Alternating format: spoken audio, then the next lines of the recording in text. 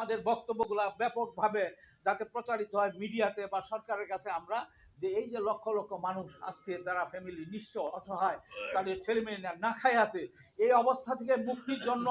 একেবারে first priority দিয়া হকারদের জন্য একটা জাতীয় নীতিমালা করা এবং হকারদের একটা তালিকা করে তাদেরকে ট্রেড লাইসেন্সের মাধ্যমে এবং কিভাবে সুশৃঙ্খলভাবে ফুটপাতে বসা যায় বিকল্প ব্যবস্থা যতক্ষণ পর্যন্ত না হয়েছে ততক্ষণ পর্যন্ত ফুটপাতে কিভাবে সুন্দরভাবে বসা যায়, পাবলিকেরও চলাচলের অসুবিধা না হয়, আমরাও যাতে বাঁচি, এই আলাপ আলোচনার মধ্যে এই একটা সিস্টেমের মধ্যে আমরা নিয়ে আসতে চাই। এই ব্যাপারগুলো সামনে রেখে আসুন আমরা খুব তাড়াতাড়ি এই ছিন্নমূল হকার সমিতি আমরাই তো নেতৃত্ব দিছি, আপনি কামাল সাহেব, এই যে জুয়েল সাহেব, আপনারা সব অন্যান্য দল যারা আছে তাদের সঙ্গে যোগাযোগ করে অনীতির বিলম্বে আমরা একটা প্রেস ক্লাবের সামনে আমরা একটা সমাবেশ করে সেখানে আমরা আমাদের দাবিগুলা প্লেস করি, তাহলে এটা একটা প্রচার হবে, প্রচারেই তো প্রসার।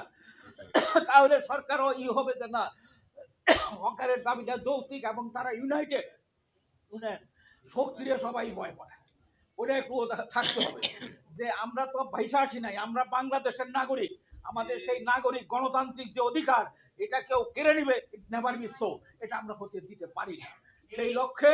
আমি আহ্বান জানাবো ছিন্নমূল হকার সমিতির প্রেসিডেন্ট সেক্রেটারির কাছে, আপনাদের কাছে, আপনারা within a very short time আসেন,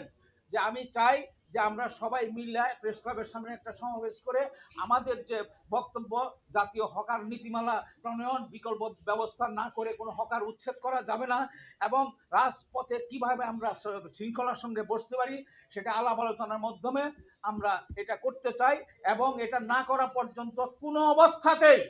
এখন আর কোনো হকার উচ্ছেদ করা যাবে না, আমরাও সেই আলটিমেটাম দিব। এই যে বিভিন্ন এলাকায় কিভাবে এখনো বিভিন্ন এলাকায় কিভাবে তাদেরকে উচ্ছেদ করা হচ্ছে, এখনো কিভাবে টাকা পয়সা দিয়ে বসানো হচ্ছে, এই সমস্ত ওই যে কোন সমিতি বললো কি কইরা তারা হকার উড়ে সেখানে গাছ লাগায়, হ্যাঁ এটা তারা এদেশের নাগরিক, আমরা নাগরিক না, গাছ লাগায় ফুটপাত বন্ধ করে দিচ্ছে, হকাররা পয়সা তাদের জীবিকা অর্জন করে, তাদের ছেলে মেয়েদের লেখাপড়া তাদের বাঁচায়, এর চেয়ে বড় কাজ কি ওটা? ফুল লাগানো, রাস্তা বন্ধ করে দেওয়া, কত বড় দুঃসাহস তাদের যে তারা এই ধরনের উদ্যোগ নেয়। আমাদের এত বড় সংগঠন, এই ধরনের যদি কোনো অর্গানাইজেশন সামাজিক সংগঠন এরকম করে, আমরা তাদের বিরুদ্ধে ব্যবস্থা আমাদের নিতে হবে, না হলে কোনো অবস্থা কম্প্রোমাইজ করা যাবে না, আমাদের নিজেদের অত দুর্বল মনে করতে করা যাবে না। ঢাকা শহরে কত হকার আপনারা জানেন, আজকে তাদের লক্ষ্য, তাদেরকে যদি ঐক্যবদ্ধ করে আমরা ডাক দেই, অবশ্যই আমাদের অযৌক্তিক কোনো দাবি নাই, আমাদের দাবি অত্যন্ত যৌক্তিক, সারা দেশের মানুষ আমাদের এই দাবি এগুলা সমর্থন করবে, আমরা যদি ঠিক মতো উপস্থাপন করতে পারি। পাশাপাশি আমি আশা করি বর্তমানে যারা ক্ষমতায় আছে তারা জনগণের ভোটে নির্বাচিত, দীর্ঘদিন তারা সংগ্রাম আন্দোলন করেছে, আমরা হকাররাও তাদের আন্দোলনে আমরা সংযুক্ত ছিলাম, সবাই রাজপথে আন্দোলন করছি, তাতে আমরা আমাদের দাবি নিয়ে আমরা কি জন্য স্বৈরাচারের বিরুদ্ধে আন্দোলন করছি, আজকে স্বৈরাচারের পতন ঘটিয়ে আজকে বিএনপিকে আমরা ক্ষমতায় আনছি, আমাদের দল আজকে ক্ষমতায়, এখন আমাদের দল ক্ষমতায় এসে আমরা উচ্ছেদ হয়ে যাবে, তাহলে কি এটা হলো? এই জিনিসটা যাতে তাদের কানের মধ্যে ঢুকানো যায়, তাদের মাথার মধ্যে ঢুকাই দিতে হবে। একটা হলো আলাপ আলোচনা, তাদের সঙ্গে কন্টিনিউয়াস আমাদের বসতে হবে, যারা কর্তৃপক্ষ আছে তাদের উপরে এটা দায়িত্ব, তাদের সঙ্গে বসতে হবে, পাশাপাশি প্রেশার সৃষ্টি করার জন্য আমাদেরকে সব দল মিলে ঐক্যবদ্ধভাবে বিভিন্ন সময়ে সমাবেশ করে, সমাবেশের মাধ্যমে আমাদের দাবিগুলা সরকারের কাছে তুলতে হবে, তাহলেই তারা এটা চিন্তা ভাবনা করবে, শুধুমাত্র স্মারকলিপি দিয়ে কোনো কাজ হবে না। তাই আপনাদের পরিশেষে আহ্বান জানাই, আপনারা যারা ঢাকা, বিশেষ করে ঢাকা শহরে যারা আছেন, এক নম্বর তারা সবাই সংগঠিত হন, এই যে দীর্ঘদিন যোগাযোগ নাই, যোগাযোগ করে কমিটিগুলো শক্তিশালী করেন, পাশাপাশি সারা বাংলাদেশে এই আমরা একটা লিস্ট কিন্তু করে ফেলেছিলাম,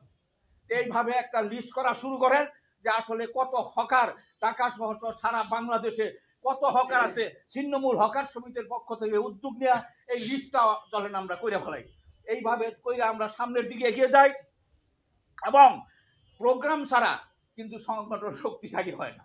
দীর্ঘদিন যোগাযোগ নাই, যাই হোক আজকে হকার উচ্ছেদ হয়েছে, এই উপলক্ষে সবার সঙ্গে একটা যোগাযোগ হয়েছে, এই যোগাযোগ যাতে অব্যাহত থাকে, এবং উদিনে ভেরি শর্ট টাইমে আমি নেতৃবৃন্দের কাছে আহ্বান জানাইছি, আপনারা বসেন অন্য দলের নেতাদের সঙ্গে বৈশা within a very short time সবাইকে নিয়ে একটা আসেন আমরা একটা প্রতিবাদ সমাবেশ করে